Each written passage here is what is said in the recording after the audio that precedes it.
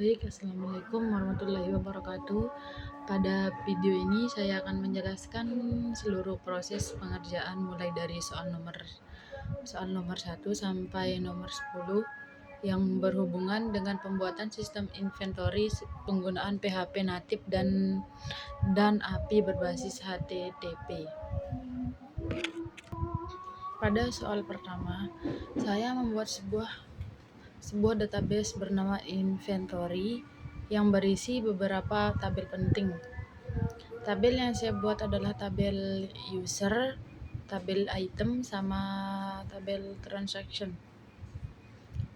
Setiap tabel memiliki struktur kolom yang dirancang untuk mendukung proses pengolahan data inventory, juga mengisi masing-masing tabel dengan 10 contoh data agar sistem mudah diuji.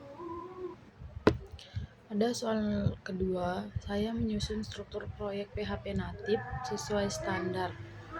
Dalam proyek ini, saya membuat 3 folder. Folder utama yaitu config, SCR, dan public. Folder config digunakan untuk menyimpan file koneksi database menggunakan MySQL. Folder SRC berisi file-file logika API seperti container atau handler untuk setiap fitur, sedangkan folder public digunakan untuk file yang diakses langsung oleh user seperti indeks PHP. Nomor 3, saya membuat sistem routing manual untuk API yang akan menangani permintaan ke beberapa endpoint utama, yaitu /API/user, /API/item, dan /API/transaction. Semua proses routing ini ditempatkan ke file index.php yang berada di dalam folder public. Pada soal nomor 4, saya membuat fitur CRUD untuk tabel item menggunakan PHP natif. CRUD terdiri dari create, read, update, dan delete. Fitur create digunakan untuk menambahkan item baru.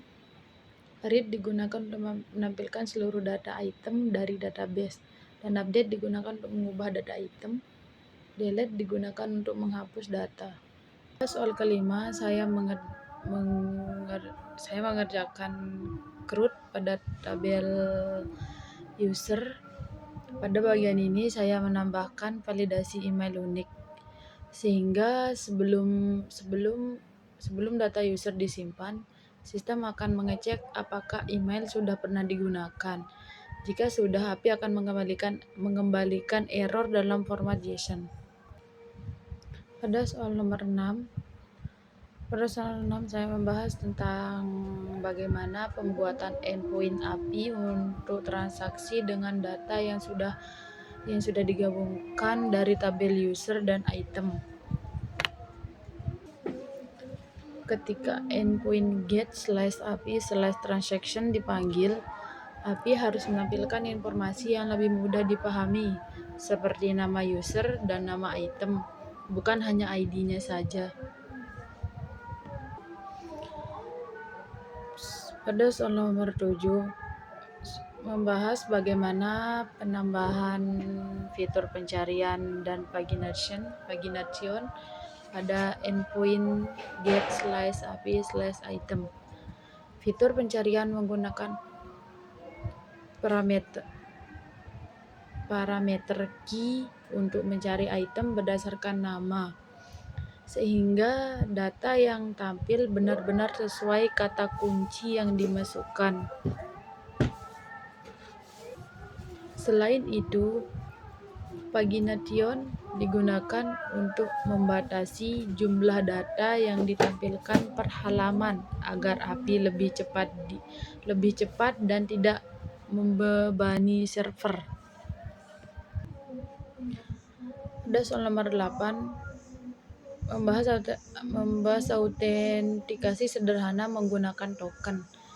Setiap request, post, put, dan delete wajib menyertakan header authorization dengan format bearer token 123.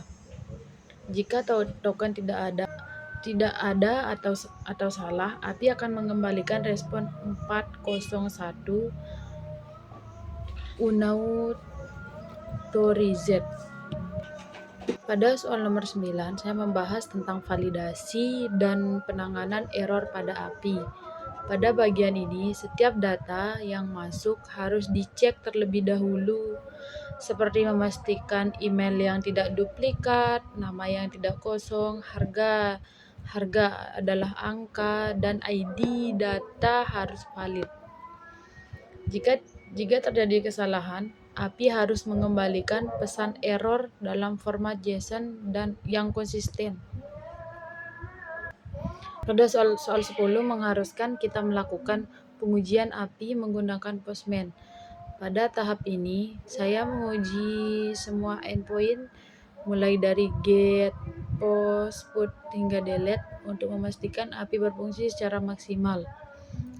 Saya juga memastikan apakah validasi dan error handling tampil dengan format JSON yang konsisten.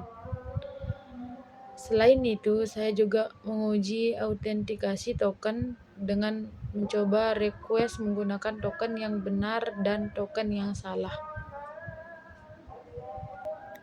Baik, hanya itu yang bisa saya sampaikan. Wassalamualaikum warahmatullahi wabarakatuh.